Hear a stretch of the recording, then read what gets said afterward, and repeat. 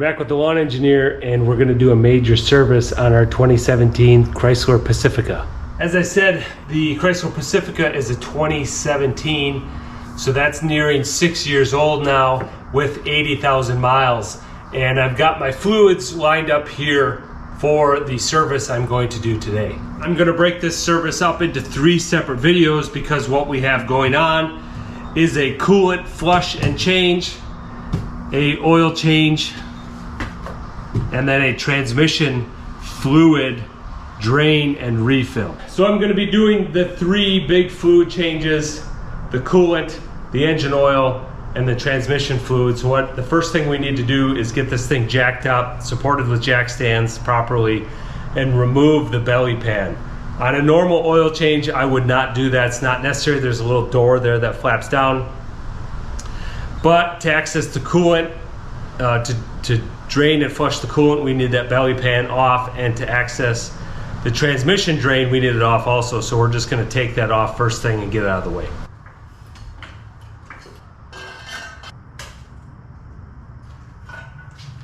We're up on jack stands. The next thing we have to do is take off the underbelly pan, which is a pretty big molded piece. I'll show you what that looks like. All right, underneath here, it is this kind of felt carpet material. We've got bolts up front here. We've got a couple plastic rivets. We've got other bolts to take out. So basically we've got to take all of these pieces out. The best thing that works for that is a little impact with the socket. We'll zip all those out and pop those plastic rivets out and get this big piece out of here. On the plastic rivets, what you want to do is pop out this center piece. You pry that out, and then the whole piece is able to come out.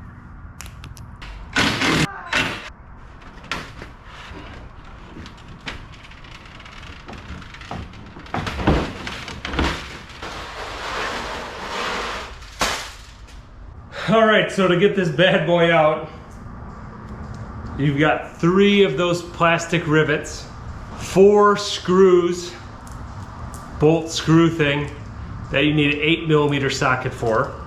Then you've got 12 of these bolts that require a 10mm socket.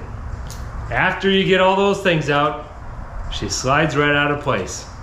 Kind of a pain in the butt, but it does keep everything nice and tidy underneath, and supposedly helps with aerodynamics. But after that belly pan is off, we can see we've got great access to everything. This is the transaxle side, so our front drive transmission with the drain plug right here.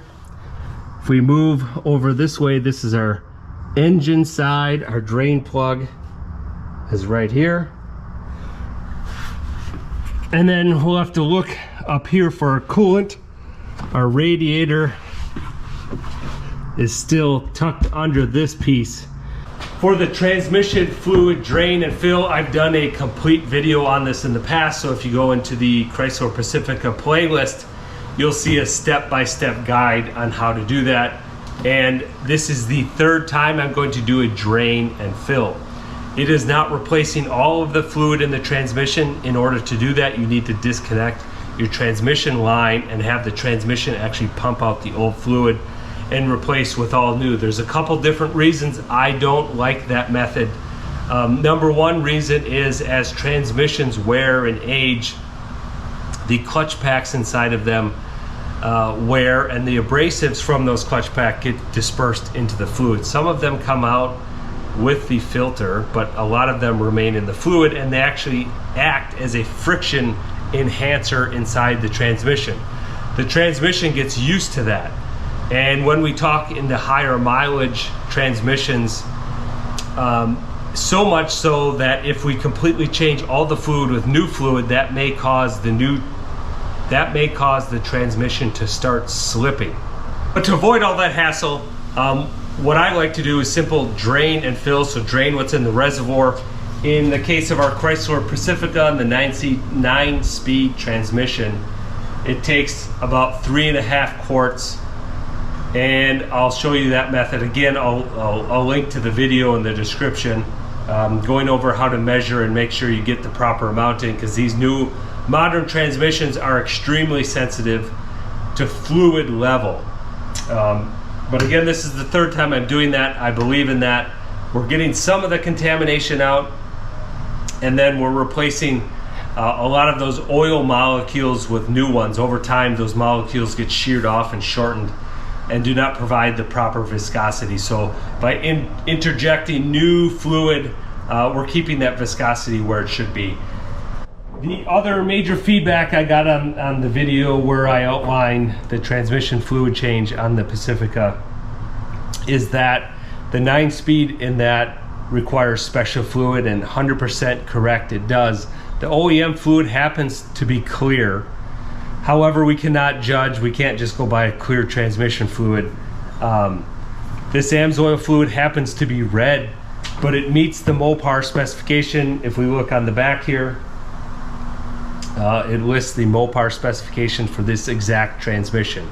That means they are interchangeable, red, clear, doesn't matter the color. What matters is the specification.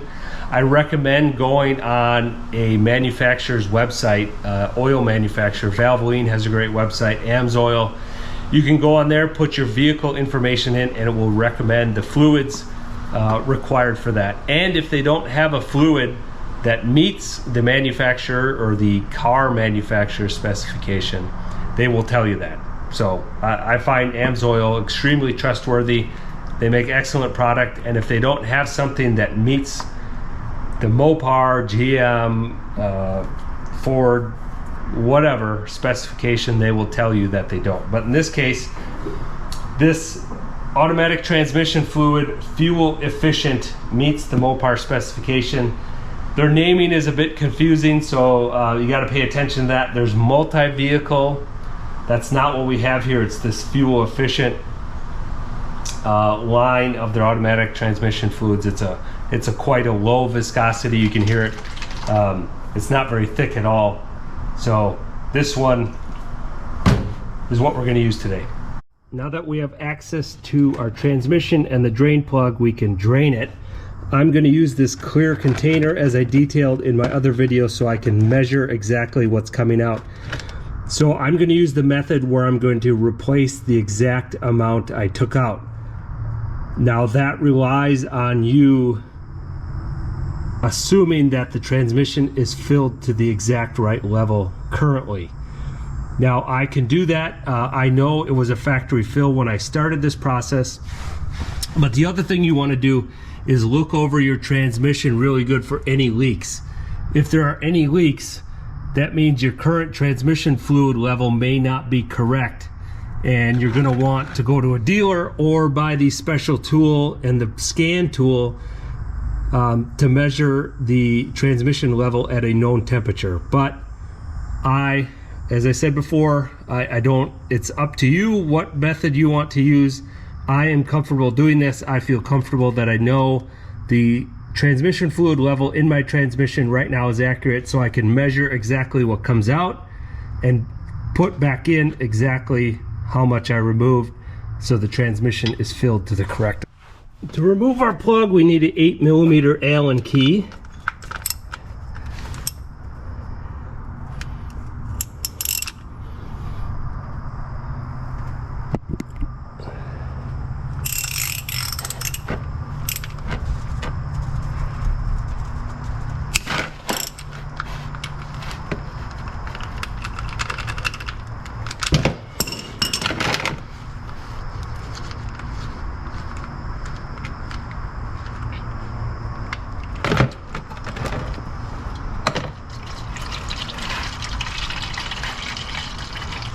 You can see from this pan, I've got the marks from when I drained the transmission last time. It looks like it's coming right up to that.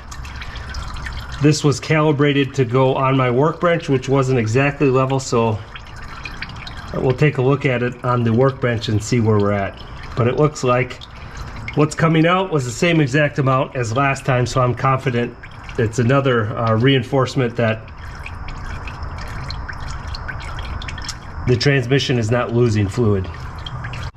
Now we we need to refill our transmission. And if we look here, there is a lever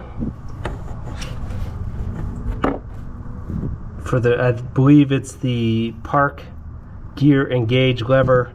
We can see a cable coming to it. Just below that is a plug we can remove and put a long funnel down to and refill our transmission.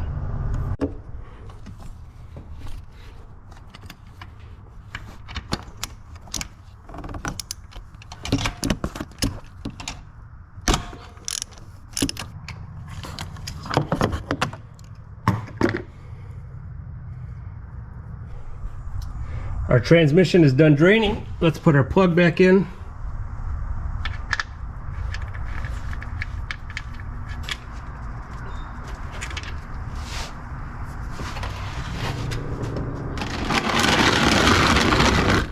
This fill plug we're going to use requires an 8mm Allen also. So let's get this thing removed. All right, here's the plug removed. Looks just like the drain plug from down below. But now we've got access from above here to put our funnel down in and refill our transmission. I moved my clear drain pan over here to my workbench, and the fluid level is exactly at the marks I made last time when I did this. So I'm even more confident that they've got a volume of fluid to put back in. So what I'm going to do is empty this out, clean it all up, and then add my new fluid to the same pan and fill up to the mark, and then add that into the transmission so I know I've got the right level. Now I can't stress enough, if you are not confident in the fluid level that's in your transmission, do not use this method. I would recommend going to the dealer and having them check the level. Because there is no dipstick on this transmission, you need a special tool, and then you need to know what temperature the transmission is, because the fluid volume expands and contracts based on temperature. So again, I'm just showing you what I do. You need to do what you feel comfortable with. This is the method I trust. This is my third time doing it. Everything's working well for me so far, and I'm confident I'm getting repeatable results every time I do a drain and fill.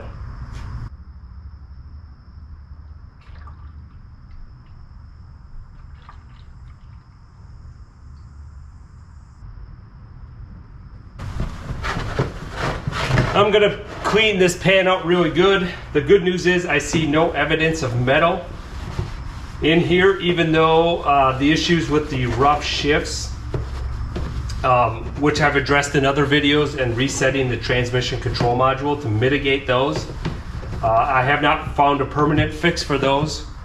But again, resetting the transmission control module does significantly improve the transmission performance.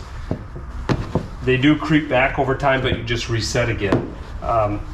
Even with that and the history of this transmission, doing that multiple times, really clunky, hard shifts, before I figured out how to reset the transmission control module, I found no metal shavings in the transmission fluid in any of these changes. So that gives me a good indication that this transmission still has a lot of life left in it, and I don't have any concerns about catastrophic failure. The other thing, the filter. I would always recommend changing the transmission filter if you have access to it. Unfortunately, in this transmission, you have to take it out of the vehicle, remove the torque converter, and it's behind the torque converter. Now, they also say not to change the fluid. It's a lifetime fluid, so it makes sense that they didn't make the filter serviceable, but it's disappointing. I wish I had access to that so I could change that out, but this fluid change is the best we can do on this particular transmission. I'm going to measure out the new fluid. It will be just over 3 quarts from my experience. So I just take my new fluid, dump it in my pan until I get to the mark of what I took out.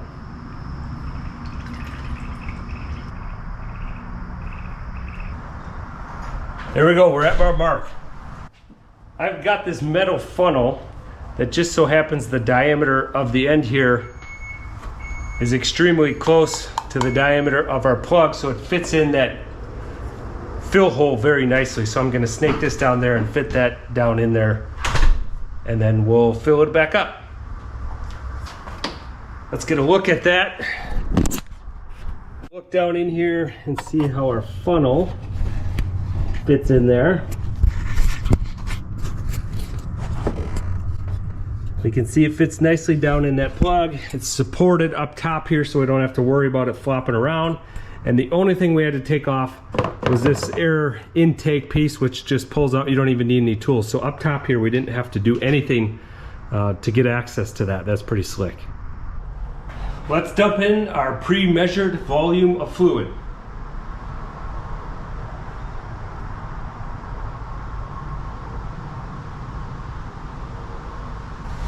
I always like to do a little bit. I'll set this down on the ground and check for leaks. I'd rather know right away than when I get done that all of it was pouring on the floor instead of into the transmission. We are leak free. Let's continue.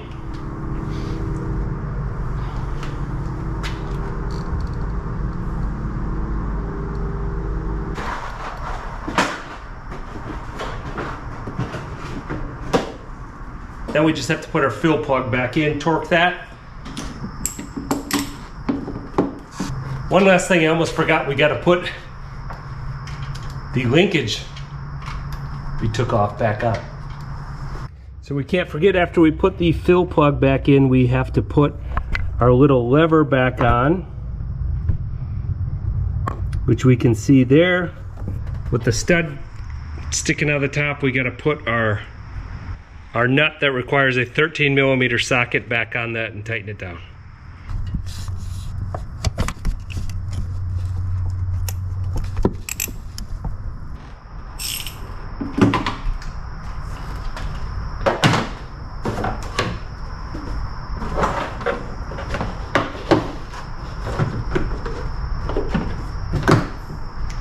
Now we're all done with the transmission service.